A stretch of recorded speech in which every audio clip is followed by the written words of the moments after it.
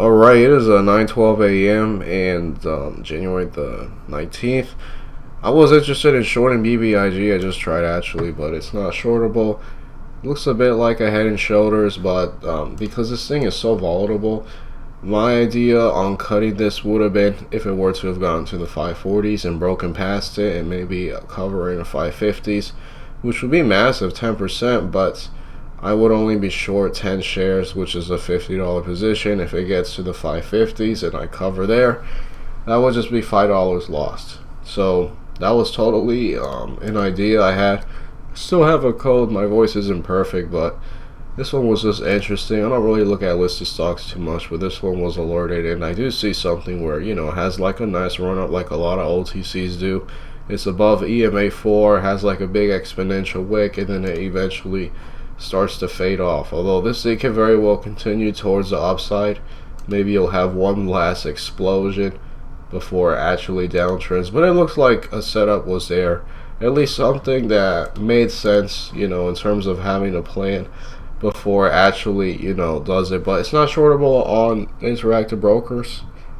If I keep seeing that whatever I want to short is not shortable on interactive brokers, maybe I'll look for another broker for short selling, but short selling is not a priority. I'm going to be looking at morning panic bounce plays, and that's about it for the morning, and of course anything after that, so I'll be looking as well, but nothing too impressive right now. Volume isn't really that good, but we'll see if we have any setups today.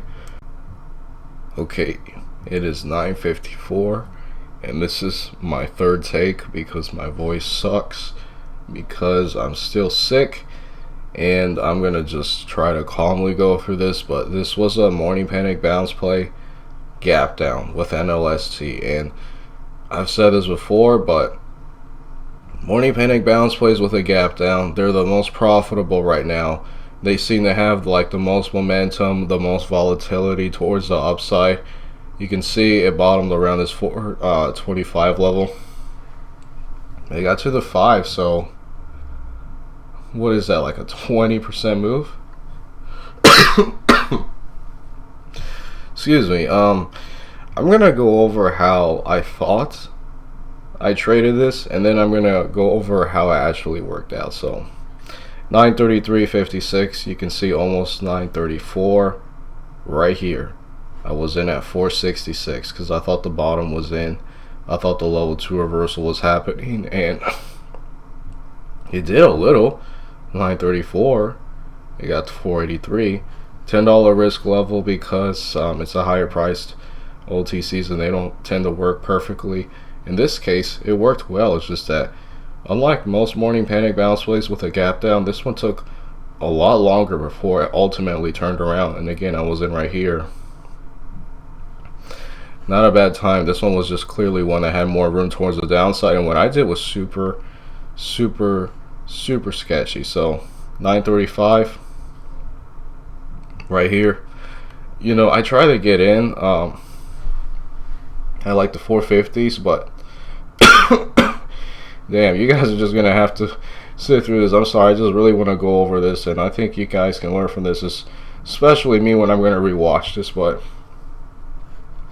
it got to the 450s. It did look like a level 2 reversal. If you see it here, it looked like it was trying to hold it, and I placed the order, but it didn't get filled all the way until it got the 460, and I thought, all right, that was a bad entry, whatever. 200 shares in, in theory now around like a 463 average. Ideally I wanted to be in the 450s. Then it broke this level, which sucked, right? And I thought, all right, I know what to do here. I've done this before, although this is super sketchy, but I knew because it was a gap down morning panic bounce play setup, it was going to find a bottom ultimately. If it wasn't a gap down morning panic bounce play, I'd be super scared because this thing could just fade the entire day or the entire morning, and that would be really painful, and people lose a lot of money doing stuff like that. Anyway, with that in mind, I thought, all right, well, that sucks. 200 shares in. All right, let's go 200 more shares in. 937, because now it looks like ultimately not just a bottom, right? But look at this. You know, the big volume candle in theory. I don't know how much higher it goes, but actually I think I can find out. Let's see what the volume was. 128,000. Okay, yeah, so it wasn't like damn. It was like the max volume right here. You know, and then I got in at 937, which is nice because, you know, it's right after the big volume candle, and now the volume here is super low. So that's a great indicator for morning panic bounce plays. When you see the volume is fading, that means the big sellers, the people dumping their shares, creating the panic, they're leaving, they're escaping. So it could do a turnaround. 937. I was in at 436 with 200 shares. So, you know, in theory, I'm in with you know, what is this? A $1,600 position. And then I wanted to sell half right here, 939, because it was just making a nice move towards the upside. I guess it was later at 939 because I got filled at 460. I got filled right here. Oh, this was actually the right candle. I just pointed at it wrong. I wanted to be half out 460. You know, that's gonna leave me with still an $800 position left. And then the goal is to see if this thing can break past VWAP, which it did. And for a long time, you know, I got to the 5s. If you draw a trend line, I bet it could follow it. If I remember where to freaking do a trend line, I actually forgot. There it is. In this case, probably going to do the corner of this candle. Corner of this other candle right here. It's not an exact science. I wish I didn't do that. Man, I feel like a boomer trying to mess with this. Alright, let's just try that again. You can see excuse me, you can see when, you know, the trend line basically failed right here. So it would have been a nice sell point. And you can also see how when it broke this trend line, it downtrended more. So you could have gotten a nice sell into maybe 490, you know, following the trend line based off of these two candles. Again, not knowing what's it gonna do, you know, just these two candles. A nice sell in the 490s, and I thought, all right, yeah, let's get out 200 shares, you know, 460. And then let's see how it reacts around the VWAP level, because this is a gap down morning panic bounce play and they're super profitable. I ended up making I think like 35 bucks on this trade, and that wasn't really my goal. I mean, I had that crappy trade, you know, yesterday where I was oversized, but you know, I wasn't trying to make this much today, but I did. And, you know, I tried to sell 200 more shares, you know, when I was at a higher price. I forgot when at this point. I think in the definitely in the 480s, I believe, because that's when it was above VWAP now. I tried to sell 200 more shares, and this is what it said. Due to a conflicting order, blah, blah, blah, you don't have enough shares. And I thought, all right, what's the problem here? Like, does it not know that I got filled, you know, another 200 shares here? Does it think that maybe one of these were like a partial fill? But you know, why doesn't it say it's a partial fill? What's going on? Well, it wasn't until I went into my accounts, and then this one right here, look at this. You bought, you sold, you bought, you sold. So actually, when I was wondering, like, why was it, you know, my second entry in theory to go long at 935 right here, why was I, you know, I wanted to get long in the 450s, right? And I had my limit at 460, and it shot all the way up to my limit, and then I got filled. That's because it was a sell order. So what happened was that I got filled at 466, 933. Again, really good entry, considering, you know, what happened to it. And then right here at 935, I got out at 460. So I lost just $6 in this entire thing. So ultimately, that was a trade by itself. This at 937.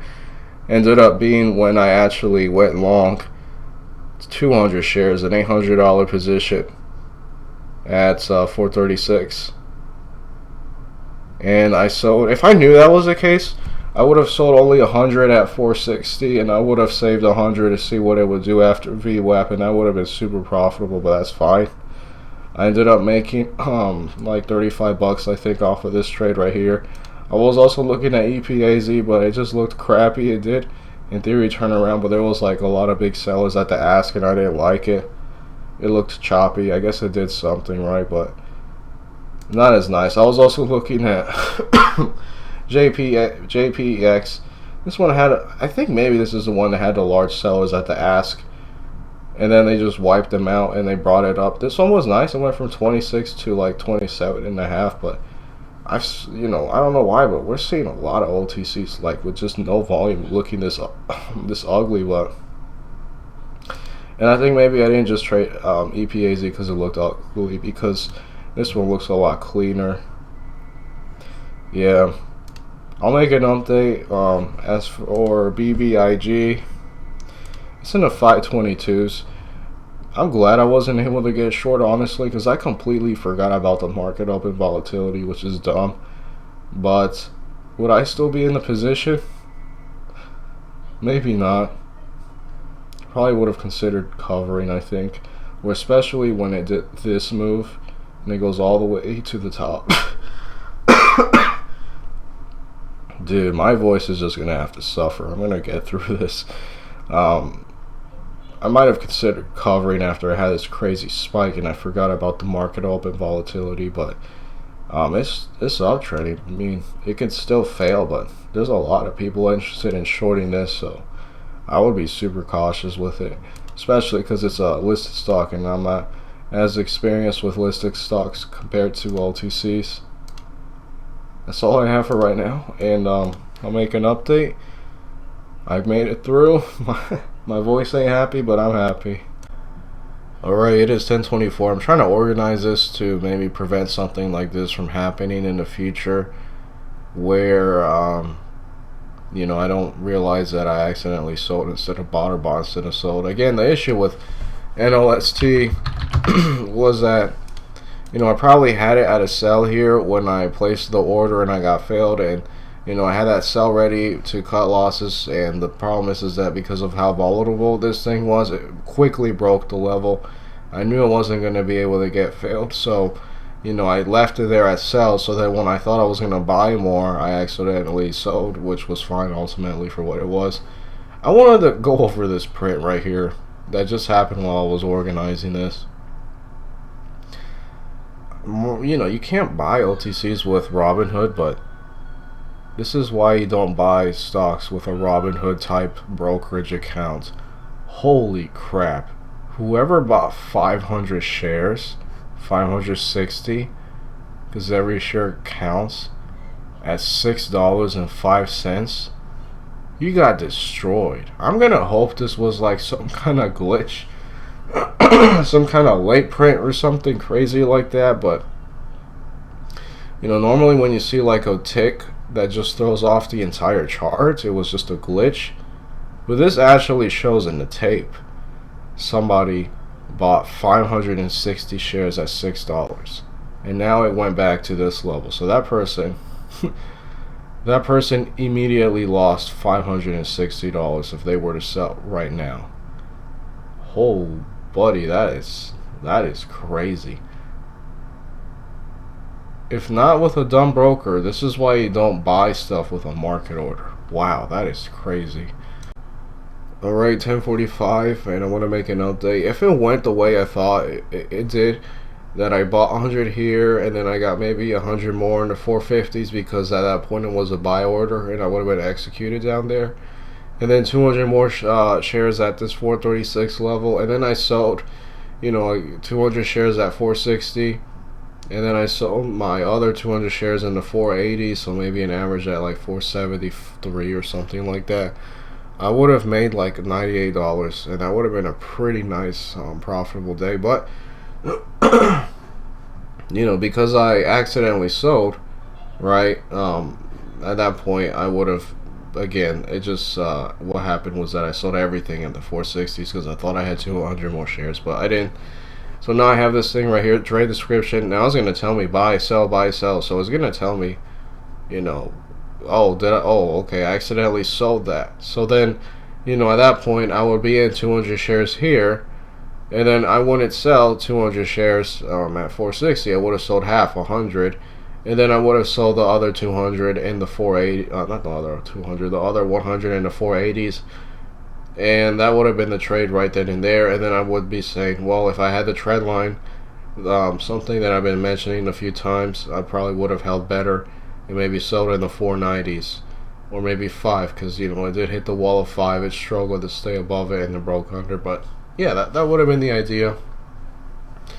There's always something I could do better. I mean, basically anybody, any trader out there, they could always do something better. That's why I really like recording my thoughts, you know, just going over my, you know, ideas, and then it lets me see myself from another angle and get better from that. So yeah, a lot of good lessons learned. I don't really see anything else that I'm interested in. EPAZ dried up. SIRC was nice. It was uptrending. Today's a down day. Nothing with JPEX, TGGI, BBIG. Still chilling in the 510s. This was a scary moment. I would have been out, you know.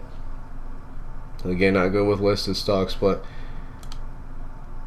this thing can collapse. It could totally do it, but it might also have like a big blow off day in the 630, you know, until it actually downtrends. So I don't know. Maybe not because of the time period. You know, maybe I would have done it by now, but I'll make an update later. I'm going to be looking at any other OTC setups, maybe uptrending OTC setups that I missed, but probably no more trades today. But if there is something super nice, I will totally consider it. Alright, it is 5:36 p.m. and I am here to call it off. Overall, I ended up today up $41.98. I lost $6 from what ended up being the first trade here with NLST, and then in the second one I made just like 48 something dollars. So with that combined, it was about $41.98. And yeah, now I have this thing adjusted with Fidelity, right? So now it's gonna tell me, so I know for sure, you know, if I'm ever in a situation where I might end up having a possibility where, you know, whoops, I accidentally meant to, you know, buy more, not sell more, but then I'll know right then and there. And then what would have helped me again in the case with NLST is that it would have allowed me to have not have sold everything at 460 because I only wanted to sell half of my position and then sell more on the upper side. If it went exactly how I thought I wanted it to do, you know, I would have made like 98 bucks, which would have been very cool. But that's still fine. Great lessons learned, and, you know, just overall happy with the way it went ultimately. And there is one more thing I'm going to do, actually. Let me see if I can find a way to... I'm not sure if I remember a word to do it, but there is something I want to do.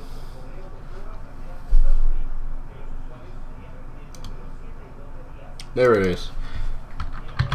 To prevent the issue I had yesterday where I was accidentally in a stock with 10,000 shares instead of 1,000 shares, I'm going to leave it right here, 1,000 shares. So that's a $10 risk level on a stock that is from, you know, 10 to maybe 99 cents.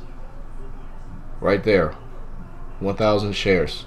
And then if it's like a 2-cent stock, it's going to be, you know, an extra 10,000 shares, not 1,000 shares. So I'm going to be less likely going to, you know, make an issue if my default size, you know, for example, is 1,000.